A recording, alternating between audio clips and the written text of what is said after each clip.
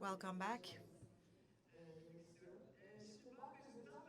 So from banking to payment systems, this has been the shift that I've made from the previous panel. We have the pros of payment systems. We have the pioneers of payment systems with us. Adem from United Payment. I'm not using the old name. Çağrı from Garanti Payment Systems. Avşar from Mastercard. You are all our panelists. So we've covered traditional finance and innovation in traditional finance. We've talked about banking in the first session, followed by the international angle in the second panel. Now we're going to talk about the developments in payment systems. Let's start with Adem. E-commerce, first and foremost, has been the driver of everything. It has developed itself, so payment systems have adapted itself to it, actually. And then the pandemic hit. It was a whole new world, and we're still talking about the post-pandemic world right now, but it had a huge impact on payment systems. And innovation has always been triggered by a series of developments, I think. And looking at where we are right now, where do you think innovation is positioned and what awaits us and what about the trends? Well, the internet has creeped inside of our lives and we have not really expected this to happen. And with the pandemic, the world has taken on a new dimension. So the pandemic has taught us how to really address and meet all our needs remotely. And then fintechs have come into play. So those people who were unable to go outside understood how to financially activate themselves. And one important thing about it is that regulations have supported this entire process. When we look at Turkey, we've seen a digital onboarding process during which an incredible revolution has taken place because you didn't really have to visit a brick and mortar branch. You didn't have to visit anything physically, and KYC processes you've adopted and customer acquisition started to be handled this manner. E-commerce and fintech has therefore been revolutionary for each and every one of us. And then we've all seen that in our initial e-commerce transactions, we were all a bit hesitant when it comes to revealing our credit card information. Avşar probably experienced it more, but the security layers that regulations have imposed have helped us. And it was combined with the digital onboarding endorsed by regulations, extension of KYC processes. So all these arrangements were in place already. So our lives have been in coordination with fintechs, and it's been a digital world right now. We create wallets at United Payment. So regardless of where they reside, consumers can onboard any relative institution. All the shopping and funds transfers could be handled with their mobile phones thanks to digital onboarding. So this is where we understand the true power of digital fintechs. At United Payment, fintech as a service is our motto. API sets we create. We have some 200 API sets with us, and we are turning institutions into fintechs. We contribute significantly to digitization. So any non-digitized institution, any non-financial institution can now offer financial products in their portfolio, and we manage all their processes. And the world is now discussing the motto that in the near future all institutions will be fintechs. And Çağrı, now on to you. Garanti has been one of the oldest players in this area, and you may also be the first bank that has created a spin-off. I don't really want to remember it well, but what about your perspective, the trends in innovation, where you're standing right now? We're having a quick assessment of the industry right now. Well, let me start with a question and to understand where everybody is. Well, e-commerce, so we're talking about it. as a trend. Credit card information, at how many workplaces are you storing? Do you know how many different places you are storing your credit card details? Please have a look at how many people are raising their hands. I think only 5% of the entire room is raising their hands, and 3 out of 10 people knew, and 7 said, I have no idea, in one of the surveys that we carried out. And the payment being invisible is the greatest trend. With the entry of e-commerce, we have realized that on the physical payment side, it is possible to make payments invisible. In 2019, you could easily blink an eye and you could make your payment back then. So this infrastructure is very much in place at the moment. The greatest innovation, the greatest trend we have is that payment is part of the experience right now, and having to produce my credit card and making the payment, we don't really want to do with it. We want to do the shopping and we want the rest to be handled by its own, on its own.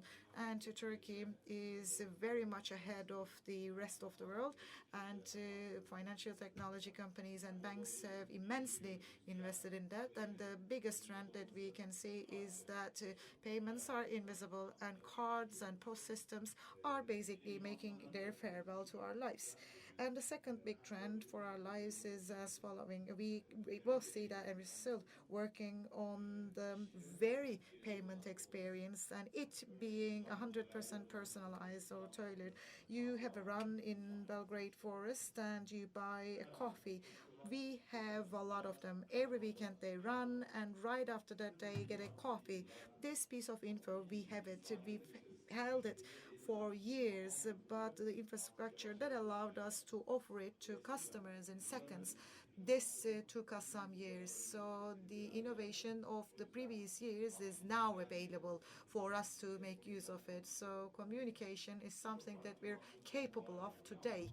And many trends are out there, but if I were to choose two, these would be them. Okay, could you please talk about the perspective of Mastercard? I'd like to greet all of you. Mastercard, its mission, its vision, and its sine qua non, although its rationale. And if we are to open this innovation, I think payment systems have great contributions to our lives. How to really look at it, how to really understand where money moves. So you can do it between people. We see it between businesses and people, and between governments and businesses. And when it comes to household expenditures, as Adem and Çağrı mentioned, we are coming up with innovations that help economy to be digitized. 45% of the economy is digitized right now, and with the examples that we cited, we're trying to place ourselves at the center of it. For e-commerce, we wanted to exist, and we have made progress here. 35% we have reached in household expenditures, household spending, but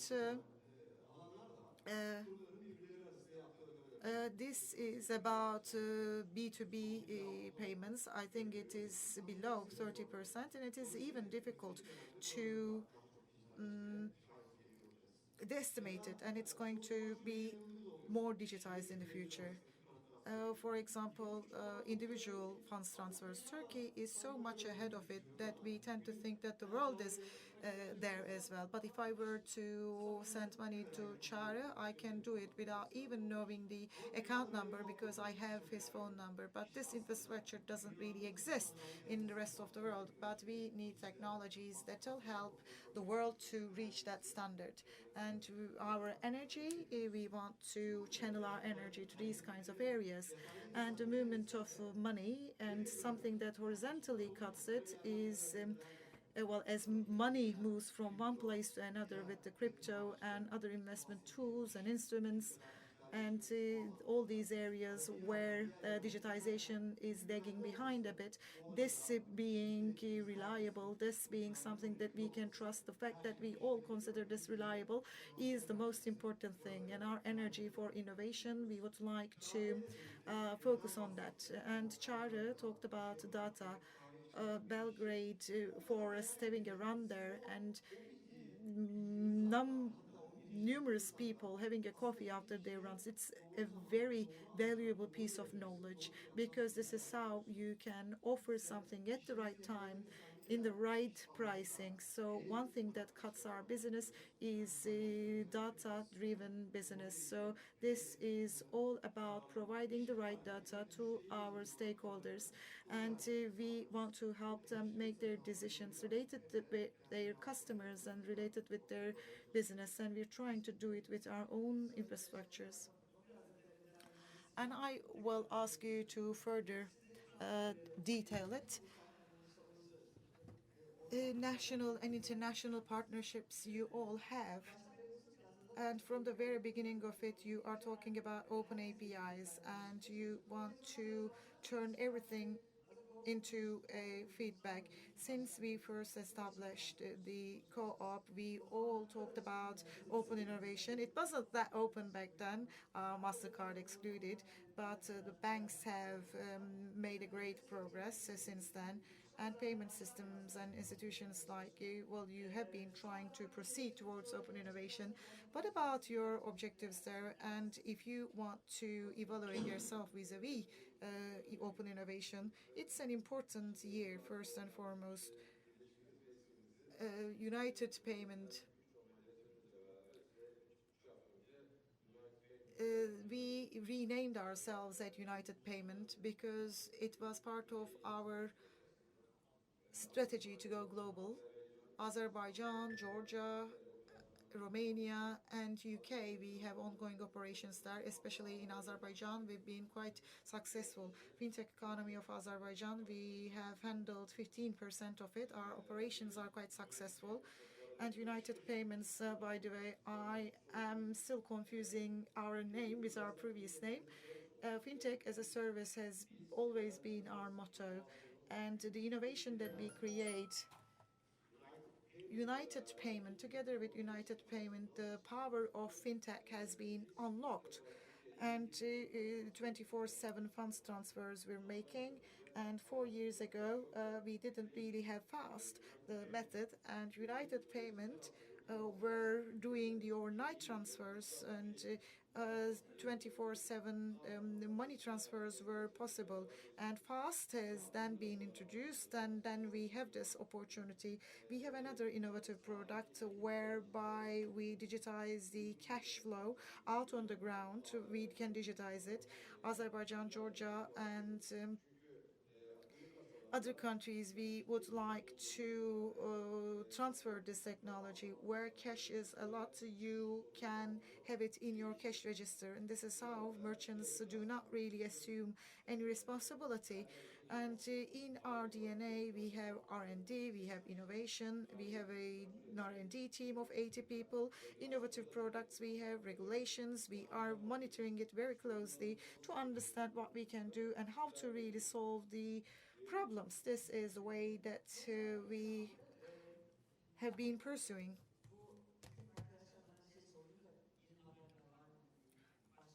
Some of my colleagues asked if you had any news to share with us. Yes, I've skipped some of them, starting with as a service. Guests may have heard of Turan app.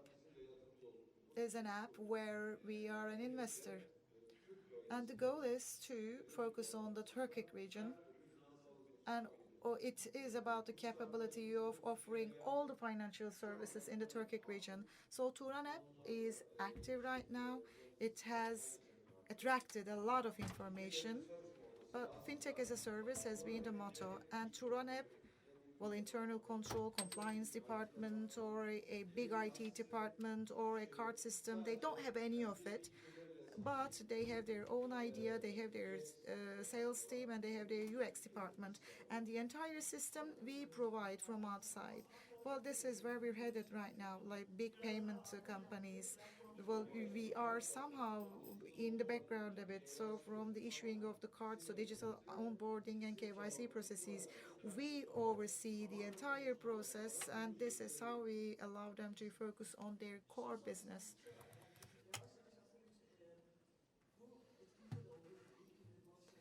Well, blockchain, crypto, or these were the topics of the yesterday's sessions, and it was a good mixture yesterday. And now two industries have been converging a bit.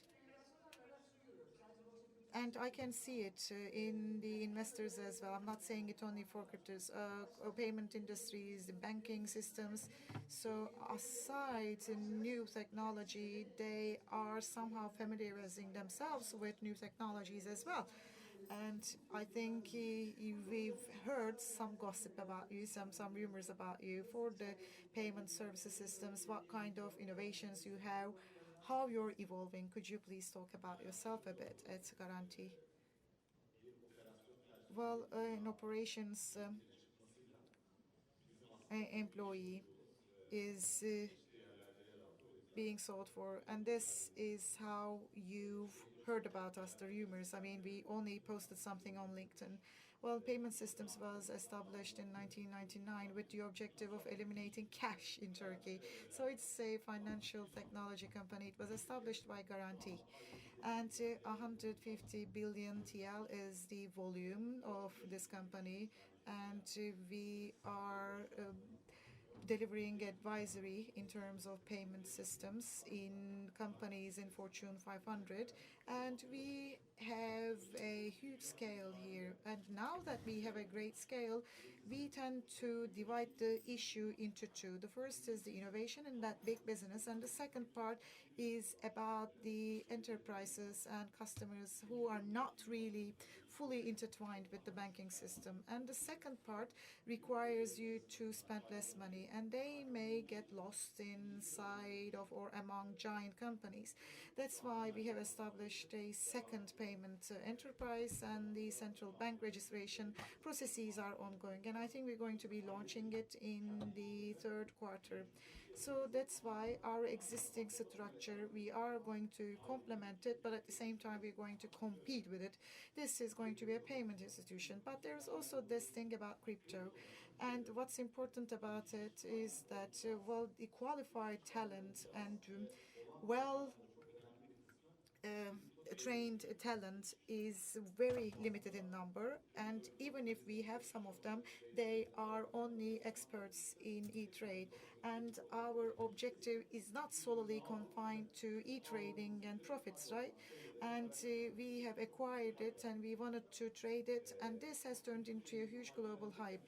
As crypto trading did it, it has brought along the failure of FTX, and many other developments have also hit us. So what about the regulation side of it? What about the security side of it? What about the well-trained bankers of it? We didn't really have many of them. And as we didn't have many of them, we have established a huge team. As much as we know, this is the largest team in that region, and we've been recruiting since last year. And what we're trying to do with that is storing crypto, trade crypto, and develop financial technologies in Turkey. And we also would like to examine regulations, and we want to support the regulation aspect. So the rumors are right, but we are still working on that process. Well, I'm constantly smiling. It's because I have a reason, right? In 2017, we've been talking about it, and I've heard that some work was really boiling up. So it's a rather great development, I guess. Yes. What would you like to say, Avşar? Cryptocurrency, etc. I know you were among the institutions that have taken the first step inside of it. It was 2016 or 2017. It was a startup that you were supporting, and because of a regulatory issue, you weren't on the stage. You weren't under the spotlight. And I'm not really asking for the purposes of crypto, but you manage data, you ensure security, and I think these are the most important two aspects. And MasterPass is where all the cards are stored. This is how I really approach it. But when we look at where you are right now, how do you really see the new products? What kind of verticals you focus on, and the aspects that you are focusing on in the new product range? I'd like to specifically talk about Turkey right now. MasterPass. MasterPass, had, example, over 50 million cards, 30 million users, and 400,000 merchants are there. And this is how we penetrated. And household spending, in terms of household spending, we have the fastest growing business there. And we would like to democratize economy here. We are talking about a huge e-commerce website, and storage services can be offered, but smaller websites should also have this capability. And this product range is being expanded by us. Payment from account, payment from card, payment with loan have all been the solutions that we've introduced in terms of issuing of cards for household spending. I mean, for the issuing of cards, new developments, as Çağrı mentioned, and Adem. I mean, we have some work with processors, and we have launched Fintech Express as a solution, and we are helping institutions to penetrate the system. Fintech Express has been a program where a company can start issuing cards in a very short period of time, like 2 weeks. And what does that really mean? All the institutions that have not really made it to the top layers of the triangle, they now have the capability of accessing all segments of the economy. And one other area that we're focusing on is the funds transfer, and we are focusing on the overseas payments. So we have money transfer solutions. We worked with GarantiBBVA there, for example, from account to people, 3 billion cards, so people can send money to Mastercards, and they can send money to accounts as well. And when you look at it, customers would like to have transparency, speed, and ease of use. And where we support all the insufficiencies with solutions, we're trying to improve them. And money transfers to overseas is one area. And for verticals, funds transfers between verticals, it's also important. We're very much at the start of everything. We're at a very nascent stage. And there's one thing we need to focus on right now. As an institution is making a payment, they are using multiple means. They're not using one single loan. They're not using one single account. They're using many things together. So payment there somehow pursues multiple tracks. And we would like to spend our energy for innovation regarding the payments between institutions. Last but not least, advisory. We're among the largest advisory companies in Turkey, and advisory services are changing shape as well. We are now running our business in a more data-oriented fashion. Well, big commercial data, we are opening them to our stakeholders as well. So let's move on to the last round. Let's begin with Adem. You know, they always ask for your last 3 wishes. So I'm going to go in that direction. So for the payment industry, what are the 3 predictions that you might have in the future? What would your predictions be in terms of services? So Web3 is important. Today, with Web3, we've had so many changes. We will expect so many changes, and central banks will issue digital currencies, and habits will change substantially. Secondly, invisible finance. Along with that, just like Murat said, we're going to have non-financial institutions offering financial services. And on the banking side, we're going to have banking as a service. On fintech as a service will develop massively. And every corporation that is not currently offering financial services will provide financial services to their customers that will encourage invisible finance. As of 1st of January this year, we've had a new regulation. Now we have a development that's going to pave the way for development in fintech. So we will have all sorts of financial data accessible to us. So I think that will encourage further and bigger innovation. Let's carry on with you, Çağrı. So currently, we're working on one thing. We have 350 card plastics and 8 million POS devices. These are all plastic products and they have huge environmental impact, and we don't need them. Now we have mobile phones in our pockets. We can make payments, and those mobile phones also receive money. Obviously, I'm going to talk about my own company's services. So if you have mobile POS, then you receive the plastics. Why do we still carry those plastic cards? Why do we still buy POS devices? Well, actually, you might have several arguments, but they don't really feel very strong. So what's going to become more common is our change in habits. So we have currently certain products, and that will be used by more and more customers. POS has a history of about 60 to 70 years. So we're talking about a technology of 7 decades old. We should leave it aside. Our first focus is there. We need to give up those technologies, and now with mobile POS, you can receive your payments, and then we should just eliminate that side of it. We don't have POS producers in the room, right?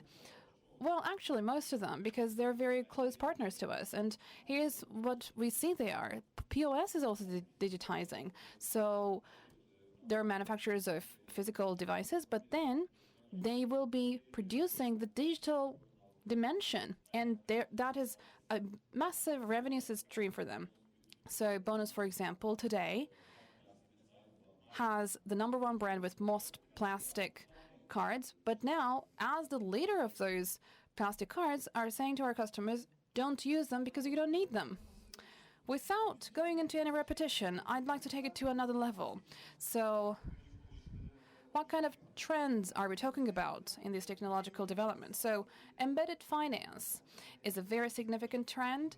As you said, it's a subcategory of open banking. By 2030, embedded finance will achieve 30% in terms of valuation in the financing system. So life will be more synchronic. The moment you recognize the need, and the achievement of that need is going to be quicker. So you want to get married, you get a bank loan, and then you buy furniture, and all of that is a process, but that's a story of the past. So you're going to get married, you go to a furniture shop, you go there, you become a customer, get a bank loan, and then it all becomes synchronic. That's where the life is directing us, and embedded finance is going to be an important dimension of it. And on the other hand, we have API-based businesses exponentially growing. Now think of stakeholder economy. That's a driving force. Jeff Bezos, a decade ago, sent an email to his employers. He says, well, no matter what you do, no matter what you develop them API-based so that we can export them, so that we can sell them to our customers. Another important trend is these API-based infrastructure that is going to boost stakeholder economy. Now we have 2 and 8 seconds left, and that's the end of our session. Thank you very much for being very timely. I guess we're not receiving any questions, so this marks the end of our session. You can find our speakers outside if you'd like to ask them questions.